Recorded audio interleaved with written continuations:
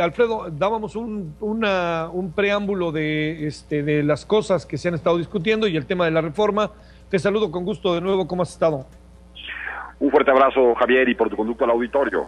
Gracias. A ver, te planteo, Alfredo, ¿cómo debe de ser la reforma electoral? ¿Qué sabes de ella, de lo que ha planteado PRD y PAN? ¿Es una reforma electoral política? ¿Cómo se ve desde la óptica del IFE y hasta dónde participa el IFE en todo ello? Mira, lo primero que habría que decir es que sí, que hay una reforma electoral en puerta, hay una reforma política que está planteada en términos de candidaturas independientes, que debe ser regulada ya en el mes de agosto, y adicionalmente hay una reforma, digamos, que si bien puede tener algún tipo de impacto político, está siendo discutida en términos del régimen que tenemos en el país entre presidencialismo, parlamentarismo, gobiernos de coalición, segunda vuelta, reelección legislativa, en fin, un conjunto de aspectos que están asociados a la discusión que se establece hoy en el Pacto por México, Javier. Oye, Perdón. sí, te escucho. A ver, pero una cosa que ahí me parece importante como definir, porque hoy en la mesa en la que estuve, de lo que tú conoces, que pasó por acá, Sí. mucho el tema era hasta dónde entra el IFE y hasta dónde no puede entrar el IFE, más allá de que luego platiquemos, si te parece, Alfredo, de los detalles que pudieran eventualmente traer esta reforma. Mira, lo primero que yo diría es que el Instituto Federal Electoral está siendo reconocido en este planteamiento político como la instancia del país que hoy tiene la mayor legitimidad y credibilidad para realizar elecciones, y por ello se está planteando un órgano nacional electoral, es decir, que el Instituto Federal Electoral se encarga también de las elecciones de carácter local, que han sido fuertemente cuestionadas en los últimos años y señaladamente este año. ¿Hasta dónde el IFE puede entrar en esta discusión? Me parece que tiene límites muy claros. Esto corresponde al Poder Legislativo y, en su caso, al Poder Ejecutivo, en términos de sus responsabilidades y de sus potestades, y la posición que debe guardar el Instituto es la de ofrecer los tres elementos de carácter técnico, de información, para que justamente estos poderes tengan una toma de decisiones, digamos, basada en la experiencia que hemos tenido durante estos años y en las distintas prácticas que tiene el sistema electoral mexicano. Es decir, la posición del instituto me parece no debe ser la de pronunciarse en términos particulares, sino la de ofrecer toda la información para que quienes tienen esa potestad de Estado la ejerzan a plenitud, Javier. Bueno, a ver, ahora yo te planteo, bajo tu experiencia de estos años, Alfredo, ¿qué debería contener esta reforma electoral? ¿Le ponemos reforma electoral, le ponemos reforma política? ¿Cómo le ponemos?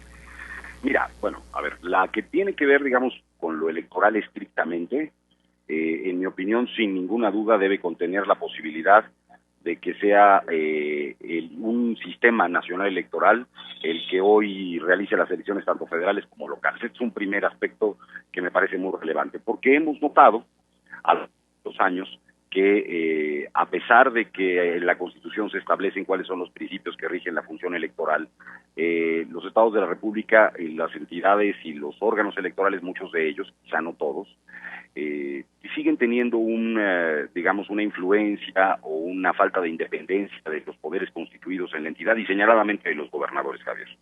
Esto Sí. debe estar presente. Si una reforma electoral debe contener un sistema nacional electoral con un instituto nacional electoral o federal electoral, pero que se encargue de hacer elecciones a nivel local. Un segundo aspecto que tiene que trabajarse de manera mucho más es el tema vinculado con la fiscalización de los recursos de los partidos políticos y ahora también de los candidatos independientes.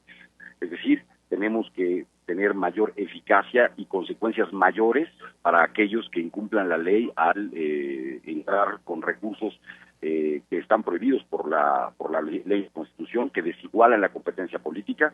Ya lo logramos en materia de radio y televisión en una muy buena parte. Bueno, es necesario ahora ir por los recursos, por tanto en dinero como en especie, que circulan en las campañas y con un ejercicio que en muchas ocasiones resulta simulación, términos de topes que son rebasados por parte de los contendientes a distintos puestos de elección popular. Estos dos capítulos me parecen los ejes fundamentales que vivir y cubrir la reforma que está planteándose, Javier. Oye, algunos asuntos, Alfredo, como, a ver, estoy pensando, eh, A ver, primero, ¿cada cuándo vamos a tener que revisar las reformas electorales? Deben de estar sistemáticamente siendo revisadas, lo entiendo, pero me da la impresión de que cada 6 años ahí viene otra vez algo, ¿no? Bueno, sí, porque la historia electoral mexicana ya tiene que ver con qué nuevos desafíos democráticos surgen después de las elecciones que son más importantes en el país, que son las elecciones presidenciales.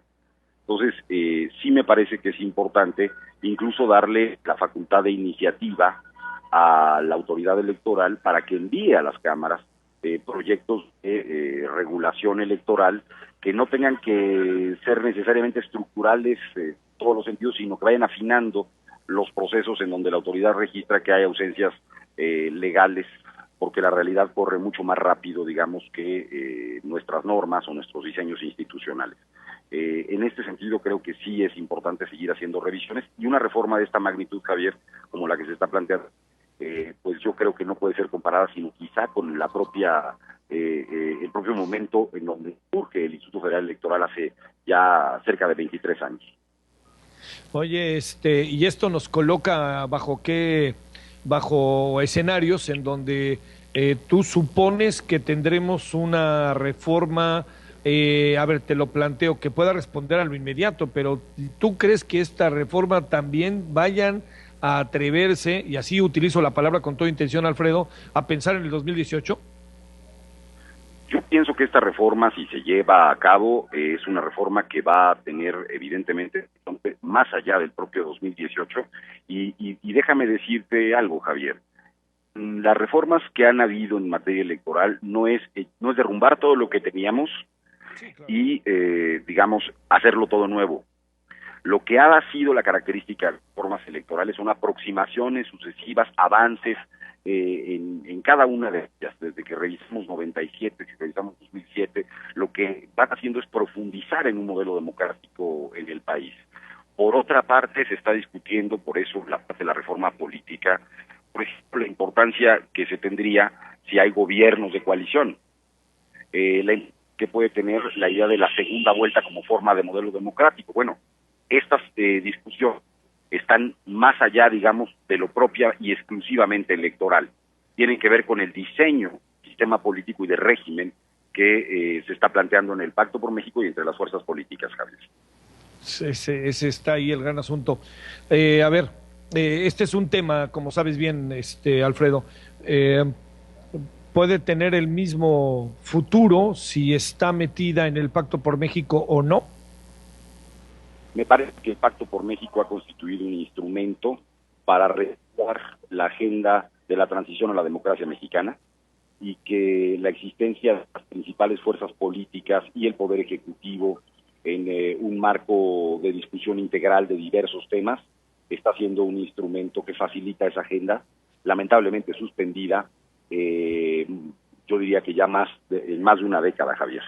Sí. Está permitiendo una discusión integral, y sí creo que hay una ruta que pasa por ese acuerdo político, o si solo, digamos, surge desde uno de los poderes, grupo parlamentario, Javier. Uh-huh. Oye, a ver, yo entiendo que, como te lo pregunto, merece una respuesta más acabada. Segunda vuelta, ¿qué piensas, Alfredo? A mí me gusta la idea de segunda vuelta.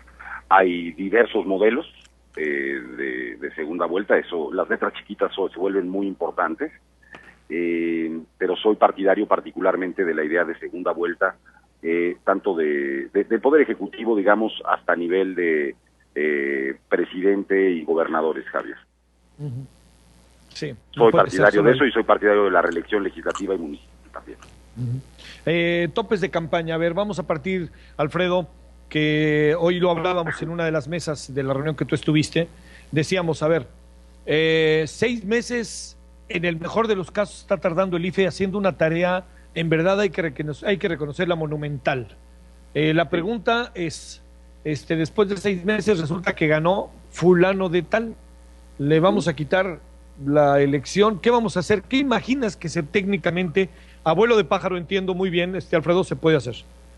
Mira, tenemos que cambiar los plazos y la forma en que se hace la fiscalización en México.